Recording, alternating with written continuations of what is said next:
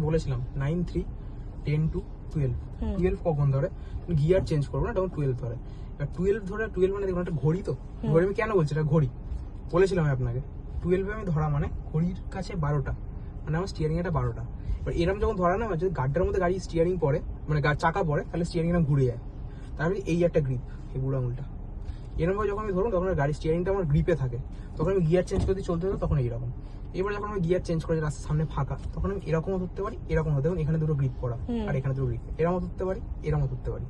এবার আমি গাড়িটা স্টিয়ারিংটা কাটাবো, আপনি কাটাচ্ছেন এরকম আপনার লো হয়ে যাচ্ছে, এই হলো স্টিয়ারিং আমার এই যেটা দেখিয়েছিল তোমার ক্রস করে। হ্যাঁ, এই যখন এই হাতটা ছেড়ে দিলাম মানে যখন ডান দিকে ঘোরাচ্ছি এই হাতটা ছেড়ে দিলাম, আসলো এইখানে ধরবো, এইটা সোজা হয়ে যাবে, এই পড়ে গেল, ক্লিয়ার। যখন বাদিকে ঘোরাবো সেম এটা ছেড়ে দেবো, এই আসবে, এই ঘুরবো, ঠিক এইটা না এই কবজিটা মানে এই তালুটা দেখুন এই হবে মানে এরকম আস্তে আস্তে এইখানে ছেড়ে দিয়ে এই তালুটা ঘুরবে, স্টিয়ারিং সাথে তালুটা এরকম ঘুরে গেল, এরকম এসে এরকম হয়ে যাবে দেখুন এই এই সোজা আবার এই এরকম যখন স্টিয়ারিং কাটাতে দুটো হাতে শিখে যাবে সব থেকে পার্কিংও সুবিধা হবে, যে কোনো জায়গায় কমফোর্ট হয়ে যাবে, ঠিক আছে।